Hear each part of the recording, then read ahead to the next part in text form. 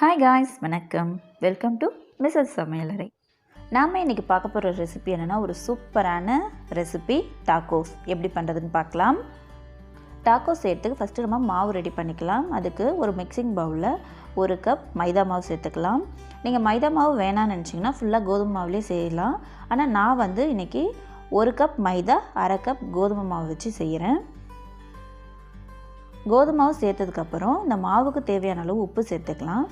உப்பு சேர்த்ததுக்கப்புறம் 2 table spoon எண்ணெய் சேர்த்துக்கலாம். எண்ணெய் சேர்க்கறதுனால மாவு நமக்கு ரொம்ப சாஃப்டாக கிடைக்கும். எண்ணெய் சேர்த்ததுக்கப்புறம் இந்த மாவை நல்லா நம்ம மிக்ஸ் பண்ணி விட்டுக்கலாம். நல்லா மிக்ஸ் பண்ணி விட்டதுக்கப்புறம் நம்ம கொஞ்சம் கொஞ்சமாக தண்ணி சேர்த்து நல்லா ஒரு சாஃப்டான சப்பாத்தி மாவு பதத்துக்கு மாவை பிசைஞ்சு எடுத்துக்கலாம். மாவு பிசையும் போது ஒட்டுமொத்தமாக தண்ணி ஊற்றாமல் கொஞ்சம் கொஞ்சமாக ஊற்றி பிசைஞ்சு எடுத்துக்கோங்க. பாருங்கள், இந்த அளவுக்கு நல்லா சாஃப்டாக மாவை நம்ம பிசைஞ்சு எடுத்துக்கணும். மாவு பிசைஞ்சதுக்கப்புறமா அதில் கொஞ்சமாக எண்ணெய் தடவி மூடி வச்சிடலாம். அப்போ தான் மாவு நமக்கு காயாமல் இருக்கும்.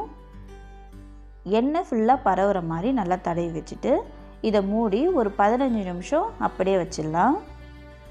டாக்கோஸ்க்கு உள்ளே வைக்கிற ஸ்டஃபிங் நம்ம இப்போ ரெடி பண்ணிக்கலாம். அதுக்கு நான் ஒரு 3 உருளைக்கிழங்கை நல்லா வேக வச்சு எடுத்து வச்சுருக்கேன். அதை கையிலே இது போல் நல்லா மேஷ் பண்ணி எடுத்துக்கலாம். கையில் முடிஞ்ச அளவுக்கு நல்லா இது போல் மேஷ் பண்ணிக்கோங்க. அதுக்கப்புறம் பொட்டேட்டோ மேஷர் வச்சு நல்லா அந்த கட்டிகள் இல்லாமல் நல்லா நைஸாக வர அளவுக்கு மேஷ் பண்ணி எடுத்துக்கோங்க. பாருங்கள், இந்த மாதிரி நல்லா மேஷ் பண்ணிட்டு இது ஒரு ஓரம் அப்படியே வச்சிடலாம். அடுப்பில் ஒரு பேனை சூடு பண்ணிவிட்டு அதில் 1 டேபிள் ஸ்பூன் எண்ணெய் சேர்த்துக்கலாம். எண்ணெய் சூடான உடனே ஒரு வெங்காயத்தை நீல வாக்கில் கட் பண்ணி அதையும் இது கூட சேர்த்துக்கலாம். சேர்த்துட்டு இதை கண்ணாடி பதம் வர அளவுக்கு நல்லா வதக்கி எடுத்துக்கலாம்.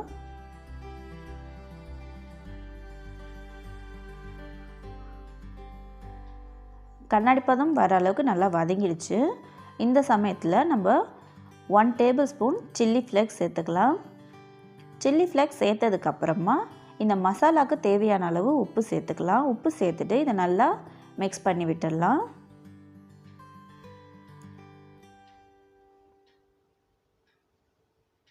எல்லாத்தையும் சேர்த்து நல்லா மிக்ஸ் பண்ணதுக்கப்புறமா 1 டேபிள் ஸ்பூன் சில்லி சாஸ் சேர்த்துக்கிறேன்.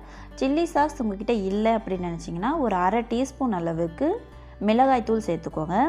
சில்லி சாஸ் சேர்த்ததுக்கப்புறம் இதையும் நல்லாவே இந்த மசாலா கூட நல்லா மிக்ஸ் பண்ணி விட்டுடலாம். பாருங்கள், நல்லா மிக்ஸ் பண்ணதுக்கப்புறமா நம்ம மேஷ் பண்ணி வச்சுருக்க பொட்டேட்டோவும் இது கூடவே சேர்த்துக்கலாம். சேர்த்துட்டு ஸ்டவ்வை ஆஃப் பண்ணிவிட்டு இந்த வெங்காயத்து கூட இந்த உருளைக்கிழங்கு நல்லா மிக்ஸ் ஆகணும். ஒரு 2 நிமிஷம் போல் இதை நல்லாவே மிக்ஸ் பண்ணி விட்டுக்கோங்க. எல்லாத்தையும் நல்லா மிக்ஸ் பண்ணதுக்கப்புறமா தேவையான அளவுக்கு கொத்தமல்லி இலைகளை தூவி விட்டுடலாம். கொத்தமல்லியை தூவி விட்டதுக்கப்புறம் இதையும் நல்லா மிக்ஸ் பண்ணி விட்டுடலாம். கொத்தமல்லியோட ஃப்ளேவர் ரொம்பவே நல்லாயிருக்கும். அதனால் இன்னும் கூட கொஞ்சம் சேர்த்துக்கலாம். பாருங்கள், நல்லா மிக்ஸ் பண்ணியாச்சு. இப்போ இது ஒரு ஓரம் அப்படியே இருந்து நல்லா ஆறட்டும். சப்பாத்தி மாவை நம்ம பார்க்கலாம். பாருங்கள், நல்லா சாஃப்டாக ஊறி இருக்குது.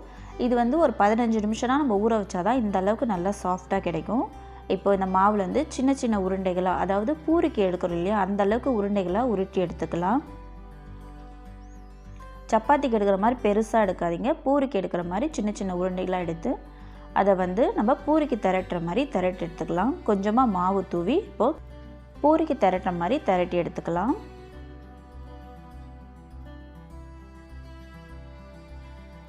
பாருங்கள், இந்த அளவுக்கு திரட்டி எடுத்துட்டா கரெக்டாக இருக்கும். இப்போ திரட்டியிருக்க மாவை நம்ம ஒரு தோசைக்கல்லை போட்டு சப்பாத்தி மாதிரி செஞ்சு எடுத்துக்கலாம். ஆனால் சப்பாத்தி அளவுக்கு ஃபுல்லாகவே வேகக்கூடாது. ஒரு 50% வெந்தாலே போதும். எண்ணெய்லாம் இல்லாமல் இது மாதிரி செஞ்சு எடுத்துக்கலாம்.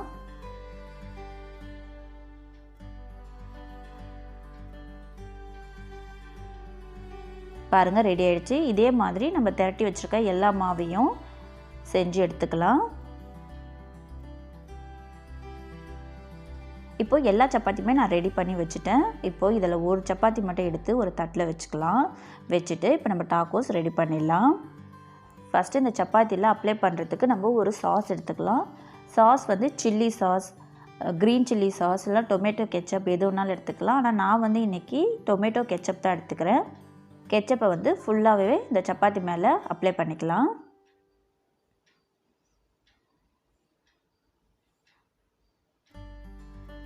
ஃபுல்லாக அப்ளை பண்ணதுக்கப்புறமா நம்ம சீஸ் சேர்த்துக்கலாம்.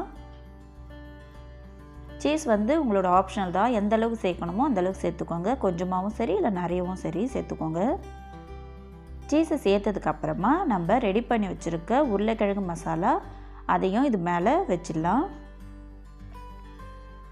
அந்த சப்பாத்தியில் ஃபுல்லாக படுற ஒரு பக்கம் ஃபுல்லாக படுற மாதிரி வச்சிடலாம். வச்சுட்டு மேலேயும் கொஞ்சமாக சீஸ் தூவிக்கலாம்.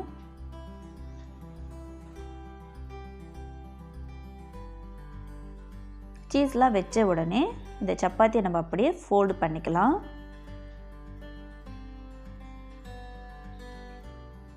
பாருங்கள், ஃபோல்டு பண்ணி ரெடி ஆயிடுச்சு.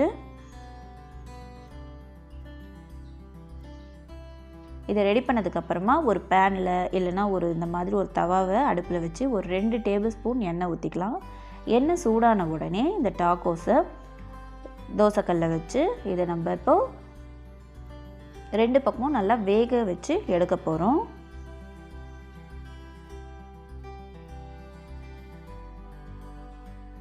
எண்ணெயை இன்னும் கூட நீங்கள் கம்மியாகவே ஊற்றிக்கலாம். நான் தோசைக்கல்லுன்றதுனால எண்ணெயை வந்து கொஞ்சம் ஜாஸ்தியாக சேர்த்துருக்கேன். இதுவே நீங்கள் பேனில் செய்கிற மாதிரி இருந்துச்சுன்னா நீங்கள் வந்து எண்ணெயை கம்மி பண்ணிக்கோங்க. இப்போது 2 பக்கமும் இந்த மாதிரி நல்லா திருப்பி போட்டுக்கலாம்.